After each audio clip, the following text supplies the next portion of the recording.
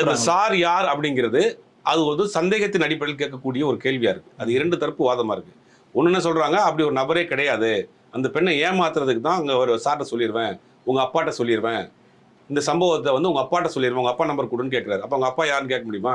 அவன் அந்த பெண்ணை மிரட்டுறதுக்காக அவங்க அப்பாட்ட பேசிடுவேன், இங்க இருக்கக்கூடிய ஹெச்ஓடிட்ட சொல்லிடுவேன், பிரின்சிபால்ட்ட சொல்லிடுவேன், அந்த சார்ட்ட சொல்லிடுவேன், இந்த சார்ட்ட சொல்லிடுவேன், அவனுக்கு தெரிஞ்ச அந்த பெண்ணை பயமுறுத்துறதுக்காக ஒரு வார்த்தையை சொல்றான்.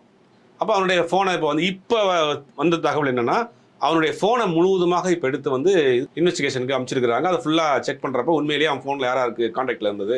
விசாரணை நடந்துகிட்டு கொஞ்சம் பொறுமையா தான் இருங்களேன். நேர்மையாக விசாரணை நடக்குது அப்படின்னு சொல்றீங்க. ஆனா இன்னைக்கு எல்லா எதிர்கட்சிகளுமே களத்துல வந்து ஆர்ப்பாட்டம் பண்ணிக்கிட்டு இருக்கும்போது திமுகவுடைய மகளிர் அணி எங்கே, கனிமொழி எங்கேன்னு இன்னைக்கு குஷ்பு கேட்டிருக்காங்களே. சம்பவம் நடைபெற்று ஒரு வாரம், அதிகபட்சம் 10 நாள் ஆக போகுது. 10 நாளுக்குள்ள தேசிய மகளிர் ஆணையம் வந்திருக்கு, தேசிய குற்ற காப்பகம் வந்திருக்கு, நீதிமன்றம் வந்து நேரடியாக கண்காணிப்புல இருக்கு.